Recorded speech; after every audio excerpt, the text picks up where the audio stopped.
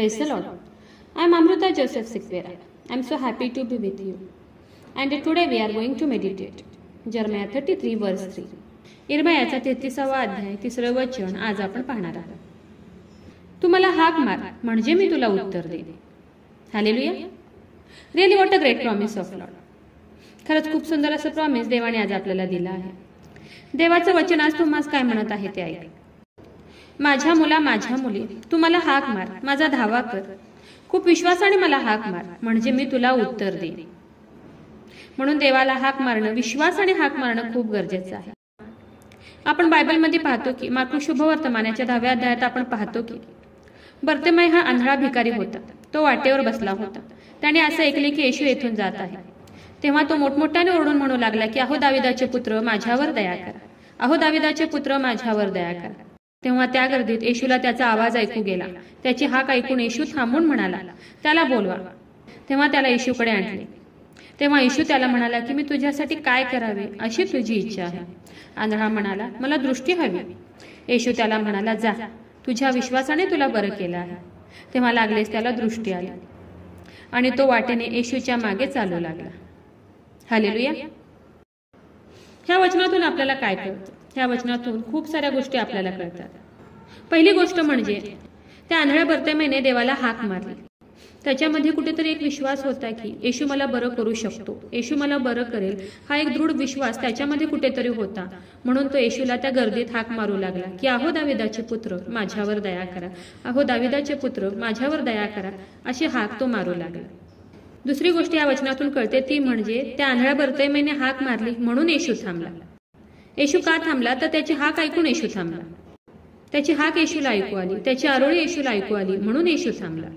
जर त्या आंधळ्या बर्तिमेयने हाकच मारली नसती तर येशू थांबला असता का? नाही. पण येशू का थांबला? तर त्याने त्याला हाक मारली, खूप विश्वासाने त्याला आरोळी केली म्हणून येशू थांबला. म्हणून देवाला हाक मारणं, खूप विश्वासाने हाक मारणं, देवाला आरोळी मारणं खूप गरजेचं आहे. तिसरी गोष्ट ह्या वचनातून आपल्याला कळते ती म्हणजे येशू त्याला काय म्हणाला की तुझ्या विश्वासाने तुला बरं केलं आहे. म्हणजे त्याच्या स्वतःच्याच विश्वासाने तो बरा झाला. त्याचा विश्वास नसता तर त्याने हाक मारली नसती. तो जर हाक मारला नसता तर येशूने त्याची हाक ऐकली नसती. आणि येशूने जर त्याची हाक ऐकली नसती तर येशूने त्याला बरं केलं नसतं.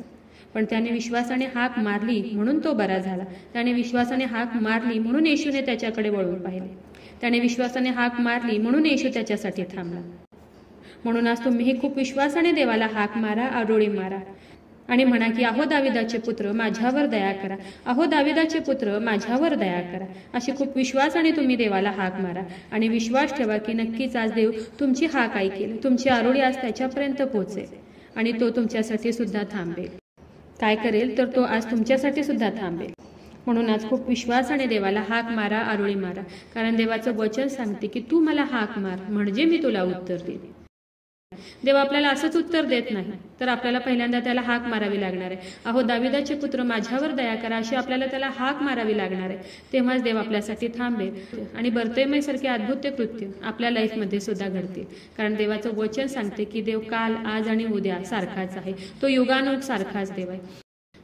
जे चमत्कार येशूने पूर्वी केले ते चमत्कार करण्यास देव आजही सामर्थ्यवान देव आहे.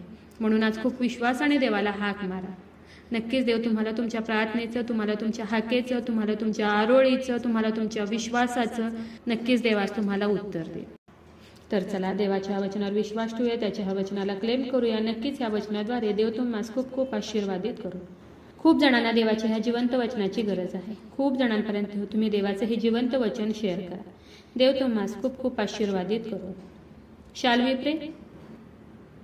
हालेलुया. स्तुतीस पात्र, स्तुतीस योग्य देवा, धन्यवाद देते. हात उंच करून तुझी स्तुती, तुझं गौरव करते ईश्वराजा. तुझ्या नावाला मान, महिमा, गौरव आता आणि सदा सर्व काळा सुदे ईश्वरा. सुंदर अशा दिवसासाठी मी मनापासून तुझे आभार मानते ईश्वराजा. तुझं वचन सांगते की प्रभू ईश्वरा, तू मला हाक मार म्हणजे मी तुला उत्तर देईन. हो ईश्वराजा, खूप सुंदर, खूप गोड असं वचन, खूप सुंदर असं प्रॉमिस प्रभू ईश्वरा तू आज आम्हाला दिलं, उपकार मानते.